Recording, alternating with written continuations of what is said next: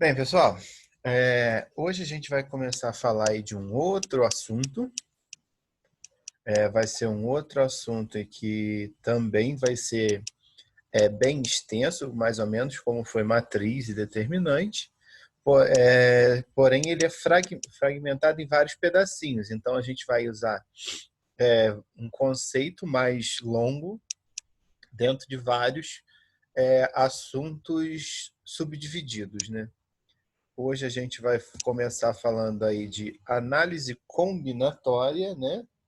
Que é o início da parte de probabilidade, arranjo, combinação, toda essa parte aí que forma um geral sobre do assunto, né? Hoje a gente vai começar a falar com conceitos mais básicos e aos poucos a gente vai aprofundando com relação aos conceitos de análise combinatória e outras formas de você arrumar essas, analisar essas combinações, podemos falar assim. O que é análise combinatória? A gente estuda isso também no nível superior, né? A análise combinatória estuda algumas teorias, princípios e funções geradoras que não são do programa de ensino médio, né?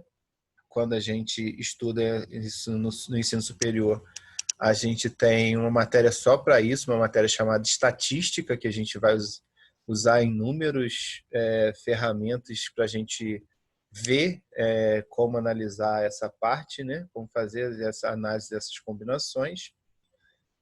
A análise combinatória do ensino médio, que é a que vocês vão estudar, né? Estuda problemas de contagem que muitos conhecem como arranjo, combinação e permutações. São os três mais focados, né? E também alguns princípios como da inclusão e exclusão ou das gavetas de Dirichlet. Não sei o nome desse, Dirichlet, alguma coisa assim.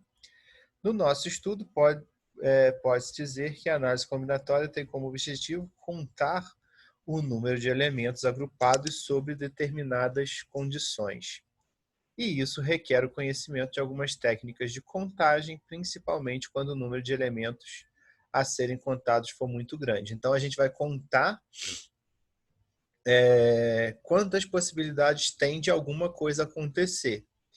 E aí, mais para frente, né, quando a gente começar a falar de probabilidade, a gente vai ver qual a possibilidade disso acontecer com relação ao todo, né? Uma possibilidade em 10, eu tenho então 10%, e por aí sucessivamente, tá? Princípio multiplicativo. A gente está aqui com conceitos bem básicos no início, né, para a gente depois, aos poucos, ir aprofundando.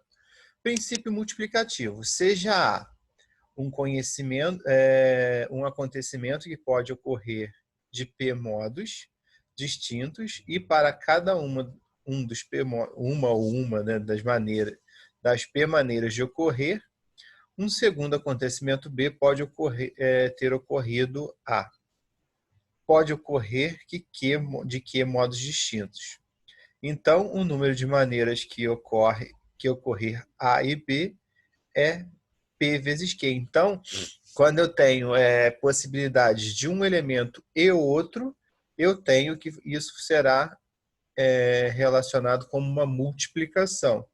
Então, eu tenho 5 acontecimentos A e 3 B. Então, o total de acontecimentos, né, pode ser 3 vezes 5, 15, tá? Esse princípio é conhecido como princípio fundamental da contagem, PFC.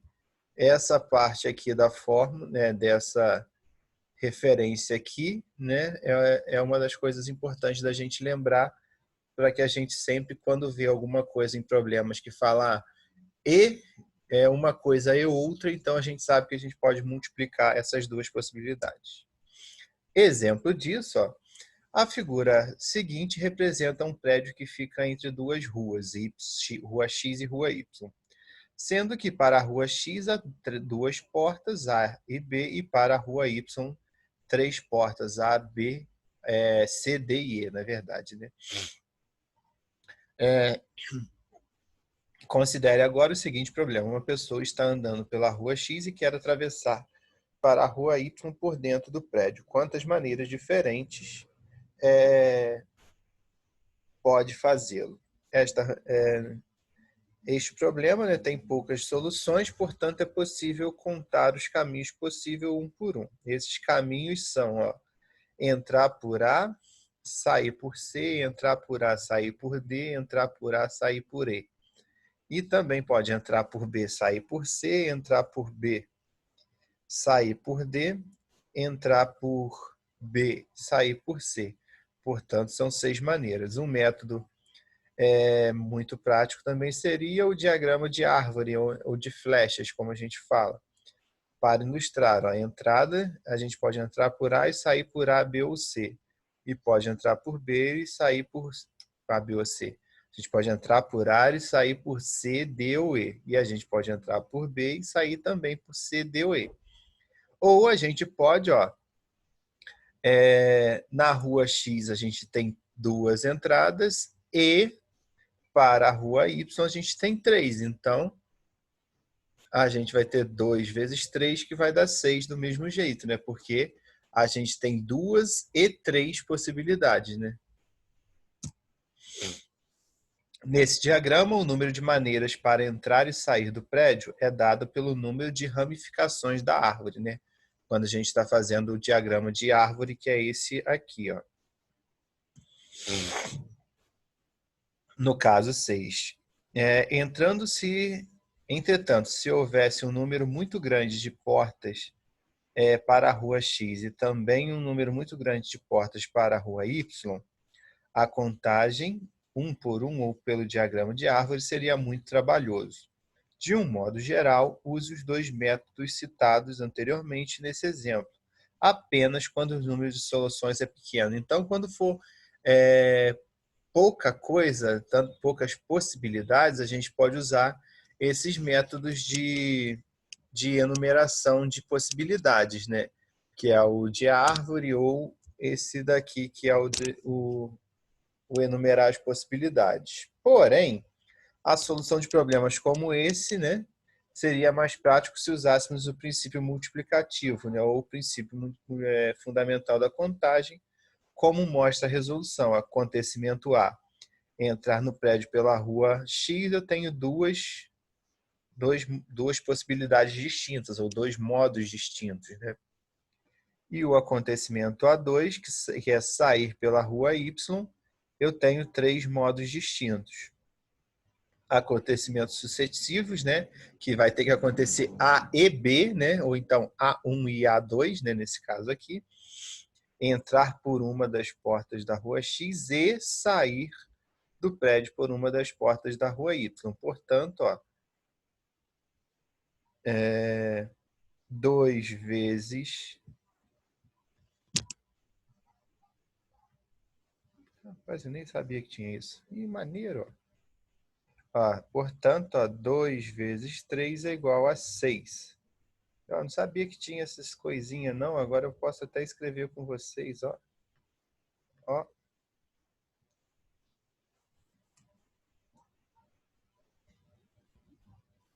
Agora como é que apaga? Eita, não. Vamos lá. Borracha aqui mesmo. Maneiro. Agora dá pra gente escrever com vocês também. Não sabia disso. Então a gente aqui, a gente tem, duas possibilidades de entrar e 3 possibilidades de sair. Mas como eu tenho que entrar e sair, então eu tenho 2 vezes 3. Aqui a gente tem outro exemplo, né? Considere o conjunto 2, 3, 4, 7, 8 e 9, usando 3 algarismos distintos desse conjunto. Quantos números diferentes podemos formar? Então, para formar o número de 3 algarismos distintos, com o conjunto 2, 3, 4, 7 e 9, devemos escolher o algarismo das centenas e o algarismo das dezenas e o algarismo das unidades. sucessivamente. Assim, usamos o princípio multiplicativo. Usando, né, o princípio multiplicativo, vem o acontecimento A1, escolher o algarismo das centenas. 6 modos diferentes, né? Pode ser qualquer um dos elementos. 2, 3, 4, 5, 6, 7. 2, 3, 4, 7, 8 e 9. Acontecimento A2 pode escolher o algarismo das dezenas, né? Após escolher o das centenas, 5 modos diferentes, né?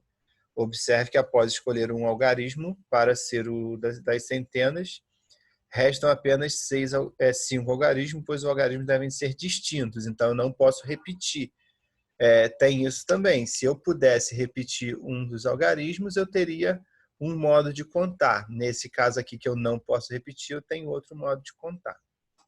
Quando eu não posso repetir, as minhas possibilidades sempre vão diminuindo, né? Porque eu não posso, eu tiro uma possibilidade das possibilidades futuras que eu tenho, né? E o acontecimento A3, escolher um algarismo das unidades após ter escolhido os das centenas e das dezenas. 4 modos distintos, observe que já foram escolhidos 2 algarismos, os das centenas e das dezenas. No caso aí, como são acontecimentos sucessivos, né, eu tenho que ter um algarismo com A1, A2 e A3, né, escolher algarismos das centenas e, feito isso, escolher o algarismo das dezenas e, feito isso, escolher o algarismo das unidades. Portanto, eu tenho 6 possibilidades para as centenas, 5 para as dezenas e 4 para as unidades. Então, eu vou ter 120 maneiras diferentes, ou seja, podemos formar 120 números com 3 algarismos distintos com os algarismos do conjunto citado. Princípio aditivo. A gente viu da multiplicação, agora a gente vai ver o princípio da soma, né? Seja A um acontecimento independente do acontecimento B, se A pode ocorrer em P modos distintos e B pode ocorrer de Q modos distintos, então o número de maneiras que pode ocorrer A ou B é P mais Q, né? Lembrando aqui. Então, lá os elementos dependiam de um do outro. Aqui não, aqui os elementos independem entre si. Então, pode ser uma coisa ou outra. Então, a possibilidade de acontecer é a possibilidade da primeira mais a possibilidade da segunda. Exemplo disso, com o mesmo exemplo, para a gente ver a diferença dos princípios do princípio multiplicativo para o aditivo, tá? Uma figura seguinte apresenta um prédio que fica entre as ruas X e Y, sendo que para a rua X há 2 portas, A e B, e para a rua Y há 3 portas, C, D e E. Considere agora o seguinte problema. Uma pessoa entrou do interior desse prédio e quer sair dele. De quantas maneiras diferentes ela pode fazê-lo? Então, vamos lá. Como são 5 portas, é claro que são apenas 5 maneiras diferentes. Entretanto, para problemas em que a contagem não é tão simples, seria útil fazer o seguinte raciocínio. Acontecimento A1, sair para a rua X, 2 modos distintos. Acontecimento A2, sair para a rua Y de 3 modos distintos. Acontecimento A1 ou A2. A pessoa vai sair ou para a rua X ou para a rua Y. Ela não tem como sair para a rua X e para a rua Y ao mesmo tempo, né? Sair para a rua X ou para a Y, né? Então eu tenho 2 possibilidades para a rua X e 3 possibilidades para a rua Y, nos dando aí 5 maneiras de sair. Observação disso aí. Em contagem, que depende de vários acontecimentos, se houver algum que tenha alguma restrição, essa contagem deve ser feita em primeiro lugar. Então, sempre que eu tiver restrição, eu vou olhar essa restrição primeiro, tá? Exemplos, vamos para um exemplo. Quantos números de 3 algarismos distintos existem no sistema decimal de numeração? Aí a gente tem a resolução, né? No sistema decimal de numeração, existem 10 algarismos diferentes que são 0, 1, 2, 3, 4, 5, 6, 7, 8 e 9. sistema decimal, nós temos 10 algarismos, né? O nome já diz. O acontecimento A1, escolher o número das centenas, a gente tem 9 possibilidades. Por que que a gente não tem 10 possibilidades? Porque se eu colocar o zero na centena, ele já não tem mais centena, ele já não é de 3 algarismos, ele vai ser só de 2. Por isso que eu vou ter só 9 possibilidades, né? Repare que há restrição nesse acontecimento, né? O zero não pode ser um algarismo das centenas, por isso esse acontecimento deve ser contado primeiro. Então, ó, eu tenho a restrição do zero não poder aparecer na casa das centenas. Então, esse é o primeiro caso que eu começo, então já elimino o zero. Acontecimento A2, né, ou acontecimento 2, tanto faz como vocês vão nomear isso daí. Escolher o algarismo das dezenas após ter escolhido o das centenas. 9 modos distintos. Agora você pode ter o zero, porque você pode ter 905, você pode ter 0 dezenas, que vai ser um número com 3 algarismos, mas você vai ter 0 dezenas. Já se você quer formar um número com 3 algarismos, você não pode ter 0 centenas, entendeu? Agora o zero pode entrar, mas o que foi usado para ser o das centenas não pode, pois os algarismos devem ser distintos. Novamente, como tem que ser distinto, o zero entra, porém o que eu já usei lá na centena sai. Então, de 10 vai cair para 9, né? Porque o zero veio e voltou para 10, mas aí o que eu usei lá na centena, ele saiu de novo, então voltou para 9. E o acontecimento A3 ou 3, tanto faz, escolher o algarismo das unidades após ter escolhido o das centenas e o das dezenas. Nós temos 8 modos distintos, agora só não podem entrar os algarismos já usados no acontecimento A1 e A2. Isso, como são acontecimentos sucessivos A1, A2 e A3, escolher o algarismo das centenas e, feito isso, escolher o algarismo das dezenas e depois escolher o algarismo das unidades, né? Eu vou ficar com a seguinte combinação: 9 possibilidades para centena, 9 possibilidades para dezena e 8 possibilidades para unidades. E como são sucessivos, eu tenho que escolher um e outro, eu vou multiplicar. Então, 9 vezes 9 vezes 8, que dá 648 maneiras diferentes. Ou seja, existem 648 números de 3 algarismos distintos no sistema decimal de numeração. Segunda observação, né? Em contagem que dependem de vários acontecimentos, se houver mais de um que tenha alguma restrição, a contagem deve ser começada por aquele que não gere dúvida na contagem de outros acontecimentos com restrição. Então, a gente sempre vai começar naquele que a gente tem mais certeza. Exemplo, esse exemplo é grande. Vamos lá que a gente tem que ver devagarzinho. Quantos números ímpares de 3 algarismos distintos existem no sistema decimal de numeração? Já especificou mais. Lá a gente só queria de 3 algarismos. Aqui a gente quer de 3 algarismos e ímpares. Vamos ver como é que ficaria a resolução. Considerando-se que os acontecimentos A1, A2 e A3 estejam em ordem de prioridade, observe que são 2 posições com restrição.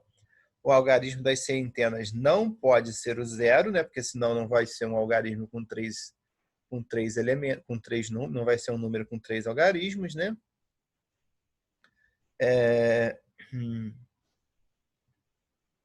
O algarismo não pode ser zero, e o algarismo das unidades deve ser ímpar. Assim, qual deve ser o acontecimento que deve ser colocado em primeiro lugar? Se o primeiro acontecimento, no caso, for A1, for a escolha do algarismo das centenas, esse acontecimento poderia ocorrer de 9 modos distintos, só não poderia entrar o zero.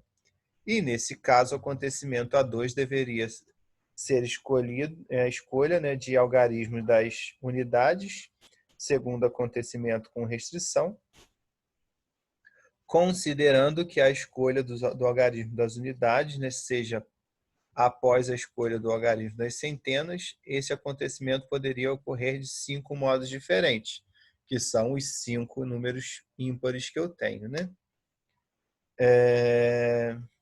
considerando que o algarismo usado nas centenas foi um algarismo par, ou que de 4 modos distintos, considerando que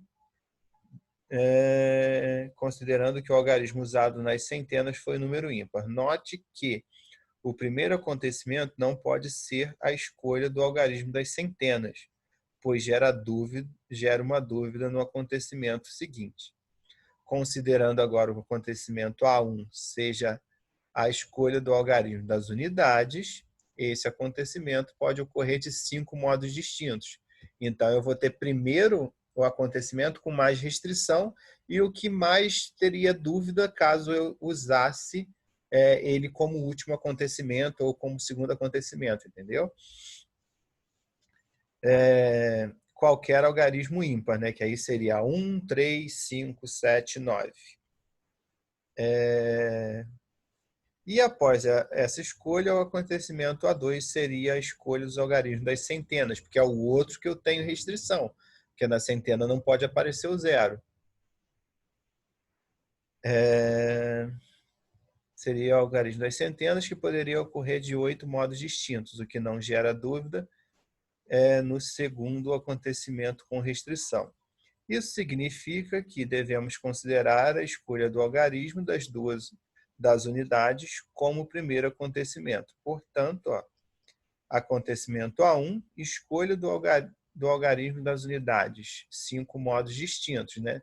Que aí pode ser 1, 3, 5, 7 ou 9. Segundo acontecimento, escolher o algarismo das centenas, que de 8 modos distintos, né? Pode ser qualquer algarismo, exceto zero e aquele que foi usado como algarismo das unidades, pois o algarismo deve ser distinto, né? Porque eu continuo querendo números distintos, né? Composto por números distintos. Acontecimento 3, escolha do algarismo das dezenas. 8 modos distintos, pois pode ser qualquer algarismo, exceto aqueles que foram usados no algarismo das unidades e com o algarismo das centenas. Como são acontecimentos sucessivos, né? Um e outro, eu vou ter 5 possibilidades nas unidades, 8 possibilidades nas centenas e 8 possibilidades nas dezenas. Está dando isso para mim, né? 320 maneiras distintas, ou seja, existem 320 números ímpares de 3 algarismos distintos no sistema decimal de numeração. Terceira observação. A resolução de problemas de contagem pode ser por método construtivo, métodos que calculam o que foi pedido, ou por método destrutivo, métodos que calculam o total e subtraem os casos que não foram pedidos. Exemplo disso, né? A gente tem o que já constrói o raciocínio direto,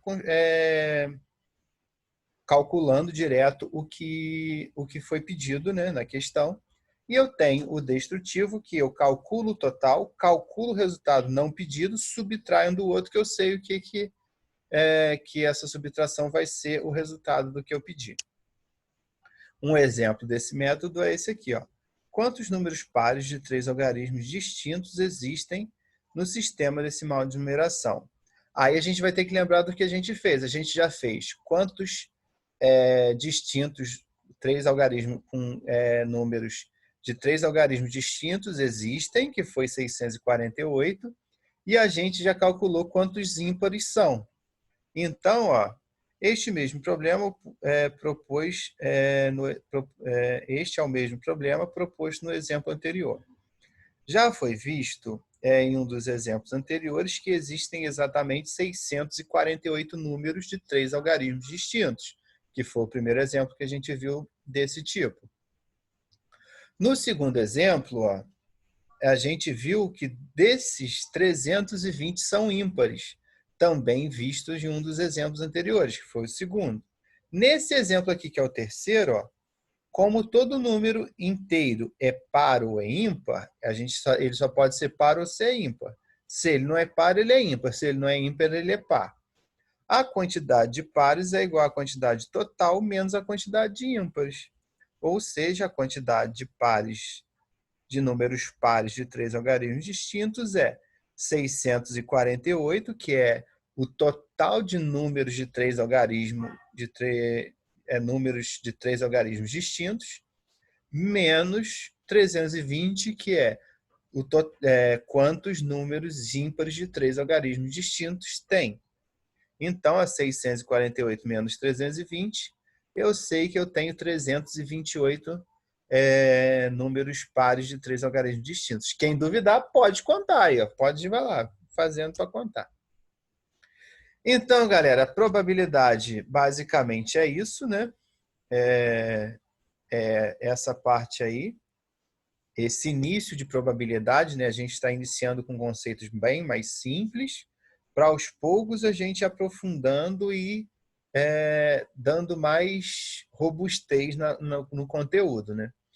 Eu botei o print aqui dos exercícios que eu quero que vocês façam, né?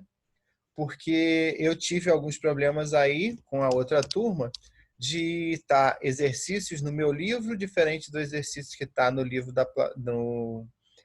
no site da editora. E como a gente não está junto para a gente ver se o exercício de vocês está igual do meu livro ou igual do site da editora, eu preferi botar as questões que eu quero que vocês façam aqui no final do vídeo, né?